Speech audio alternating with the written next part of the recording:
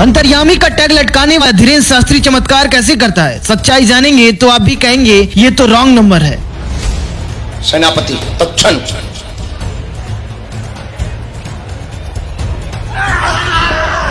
हटा के बता, इतना बड़ा वाला बहादुर है ये हो तुम?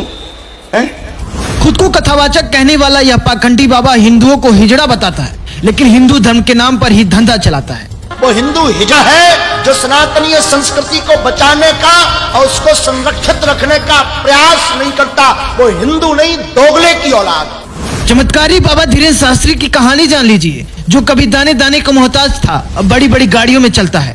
अरे प्रभु, मैं आपसे जानना चाहती हूँ कि जब वो पहली बात तो आप शब्दों की मर्यादा गंभीर करो, हम बाबू तो है गुरुजी प्रभु नहीं आपसे। गुरुजी नमस्कार। आपने बाबू कहा? नहीं, मैंने आपको ये नहीं कहा, मैंने आपको प्रभु कहा। आधुनिक भारत में किसी अच्छे काम के लिए किसी से 10 रुपए मांगिए, 50 सवाल करेगा, आपकी विश्वसनीयता पर प्रश्न चिन्ह खड़े कर देगा। लेकिन बड़े पंडाल लगाइए, पाखंड करिए और कथा भागवत करने लगिए, लोगों को उन चीजों के प्रवचन देने लगिए जिन्हें आप ही नहीं समझ पाते। फिर देखिए कैसे पैसों की बारिश होने लगती है, कैसे लोग अपनी जेब आपके सामने उलेट देते हैं और आपको भगवान मानने लगते हैं।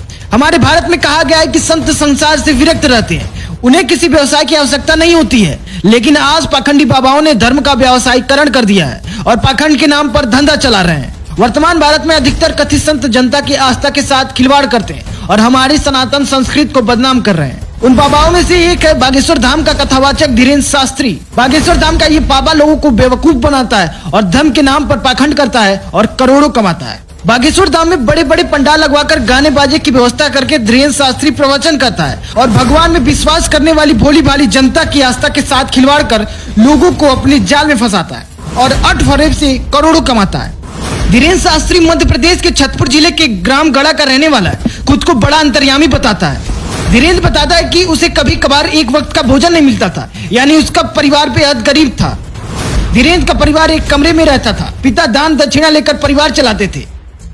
धीरेन्द्र शास्त्री अपने दादा को अपना गुरु बताता है, जो कर्मकांडी ब्राह्मण थे और निर्मोही अखाड़ा से जुड़े हुए थे।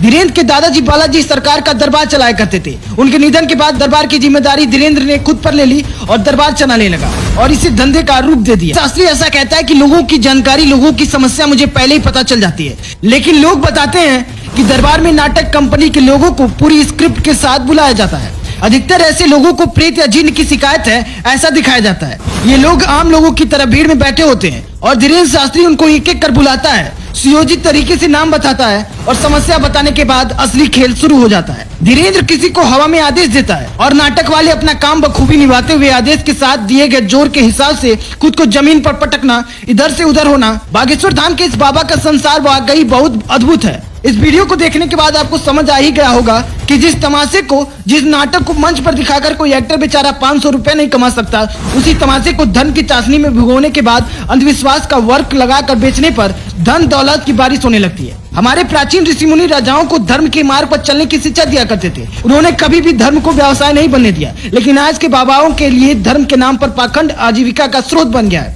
आपकी इस पर क्या राय है, हमें कमेंट बॉक्स में जरूर बताएं।